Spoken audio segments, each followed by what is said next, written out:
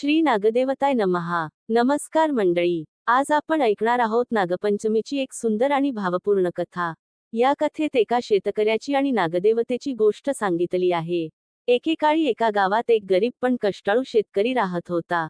तो आपल्या शेतात दिवसरात्र मेहनत करून आपल्या कुटुंबाचा उदरनिर्वाह करत असे. एकदा नागपंचमीच्या दिवशी शेतकरी शेतात काम करण्यासाठी गेला. त्याने शेत नांगरायला सुरुवात केली. नांगरणी करत असताना त्याच्या नांगराचा फाळ एका वारुळाला लागला. त्या वारुळात नागिन आपल्या पिल्लांसोबत राहत होती. नांगर लागल्यामुळे नागिणीची पिल्ले जखमी झाली. हे पाहून नागिन दुःखी झाली. तिला वाटले की शेतकऱ्याने जाणून बुजून आपल्या पिल्लांना इजा केली आहे.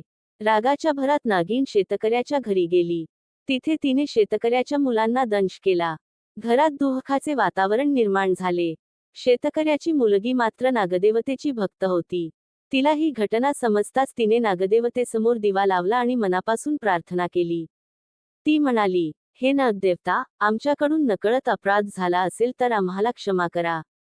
माझ्या भावांना जीवनदान द्या. आजपासून मी तुमची श्रद्धेने पूजा करीन. तिची भक्ती आणि प्रार्थना पाहून नागदेवता प्रसन्न झाले. त्यांनी तिच्या भावांना जीवनदान दिले आणि शेतकऱ्याला आशीर्वाद दिला. त्या दिवसापासून नागपंचमीच्या दिवशी नागदेवतेची पूजा करण्याची परंपरा सुरू झाली, असे लोककथांमध्ये सांगितले जाते. या कथेतून आपल्याला शिकवण मिळते की निसर्गातील प्रत्येक जीवाचा आदर करावा आणि कोणत्याही जीवाला जाणून बुजून इजा करू नये. नागदेवता शेतकऱ्यांचे आणि शेताचे रक्षण करतात, अशी श्रद्धा आहे. नागदेवतेची कृपा आपल्या सर्वांवर राहो आणि आपल्या शेतात सदैव हिरवळ, भरभराट आणि समृद्धी नांदो. नागपंचमीच्या हार्दिक शुभेच्छा. ओम नागदेवताय नमः.